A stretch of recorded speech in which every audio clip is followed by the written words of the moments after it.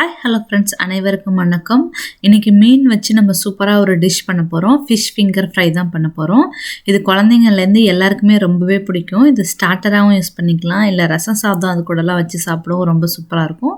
வாங்க எப்படி செய்யுதுன்னு பார்க்கலாம். அதுக்கு நமக்கு முள் இல்லாத மீன் தான் தேவைப்படும். இது ஃபில்லட் அப்படின்னு சொல்லுவாங்க. இங்கே நான் திலேப்பியா ஃபில்லட் சொல்லிட்டு வாங்கியிருக்கேன்.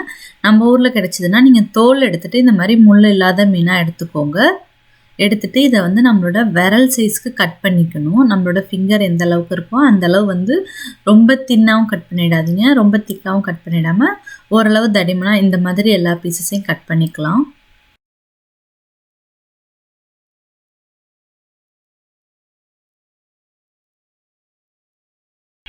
இப்போ நம்ம நீல வாக்கில் லென்த்தில் கட் பண்ணதை 2 பீஸாக கட் பண்ணிவிடுவோம். அப்போ தான் கரெக்டாக நம்மளோட ஃபிங்கர் சைஸ்க்கு இருக்கும், நமக்கு பொரிக்கிறதுக்கும் வசதியாக இருக்கும்.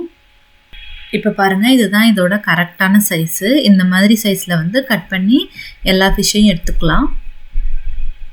இப்போ நம்ம எல்லா மீனையும் ஒரே சைஸில் கட் பண்ணிட்டோம். அடுத்து இதை எப்படி மேரினேட் பண்ணுறதுன்னு பார்க்கலாம். இப்போ ஒரு பவுலில் நம்ம மேரினேஷன் பண்ணுறதுக்காக 1 டேபிள் ஸ்பூன் அளவுக்கு மிளகாத்தூள் சேர்த்துப்போம். கூடவே 1 டேபிள் ஸ்பூன் அளவுக்கு இஞ்சி பூண்டு விழுது சேர்த்துப்போம்.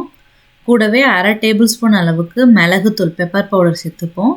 கூடவே 1/2 டேபிள் ஸ்பூன் அளவுக்கு சீரகத்தூள் சேர்த்துட்டு அப்புறம் 1 டேபிள் ஸ்பூன் அளவுக்கு மைதா மாவு சேர்த்துக்கலாம். கூடவே 1 டேபிள் ஸ்பூன் அளவுக்கு டொமேட்டோ கெச்சப் சேர்த்துக்கலாம். அது கூட 1 முட்டை சேர்த்துப்போம். இப்போ இது எல்லாத்தையும் மொத்தமாக கலந்துக்கலாம்.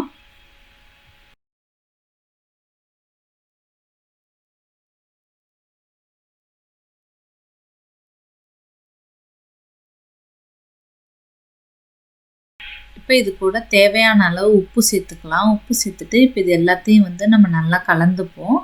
நல்லா முட்டை எல்லாமே சேர்ந்து நல்லா ஆகிற மாதிரி பீட் பண்ணி எடுத்துக்கலாம். நம்ம மீனை இந்த மசாலாவில் தான் ஊற வைக்க போகிறோம். மசாலா ரொம்ப கட்டியாக இருக்கக்கூடாது, ரொம்ப திக்காக இருக்கக்கூடாது. அதனால் 1 டேபிள் ஸ்பூன் அளவுக்கு தண்ணி சேர்த்துருங்க. ரொம்பவும் தண்ணியாக கரைச்சிடாதீங்க, ஓரளவு மிதமான இதில் இருக்கணும். ஸோ ஒரே 1 டேபிள் ஸ்பூன் அளவுக்கு லைட்டாக தண்ணி சேர்த்துட்டு மசாலா இந்த பக்குவத்துக்கு மசாலா ரெடி பண்ணிவிடுங்க. அப்போ தான் மீனில் இந்த மசாலா நல்லா ஊறும்.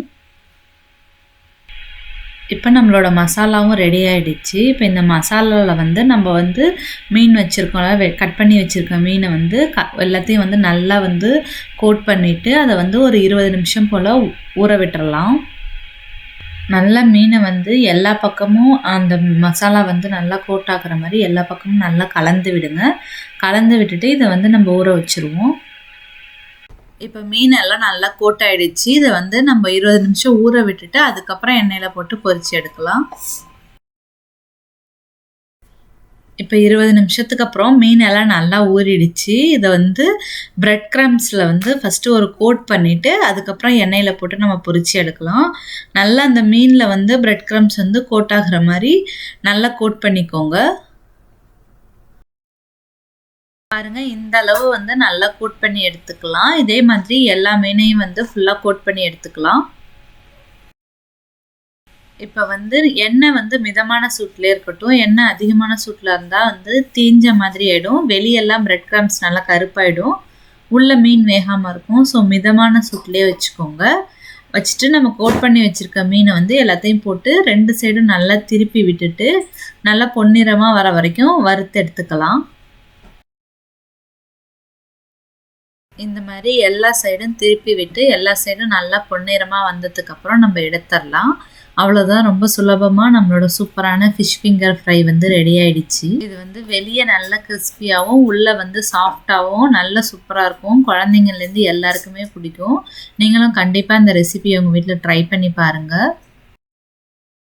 இப்போ நம்மளோட எல்லா ஃபிஷ் ஃபிங்கருமே ரெடி ஆகிடுச்சு. வாங்க இது டேஸ்ட் பண்ணி பார்க்கலாம். இது கூட நான் இப்போ மைனஸ் டிப் பண்ணி டேஸ்ட் சாப்பிட்டு பார்க்குறேன். ரொம்ப சூப்பராக இருக்குது. பாருங்கள், உள்ளேயும் நல்லா சாஃப்டாக இருக்குது. கண்டிப்பாக நீங்களும் இந்த ரெசிபியை உங்கள் வீட்டில் ட்ரை பண்ணி பாருங்கள். ட்ரை பண்ணி பார்த்துட்டு உங்களோட கருத்துக்களை நம்மளோட கமெண்ட்டில் ஷேர் பண்ணுங்கள். இந்த வீடியோ உங்களுக்கு பிடிச்சதுன்னா நம்ம சேனல் லைக் பண்ணுங்கள், ஷேர் பண்ணுங்கள், கமெண்ட் பண்ணுங்கள். கூடவே சப்ஸ்கிரைப் பண்ணுங்கள். மீண்டும் ஒரு சூப்பரான வீடியோவுடன் அடுத்த வீடியோவில் சந்திப்போம்.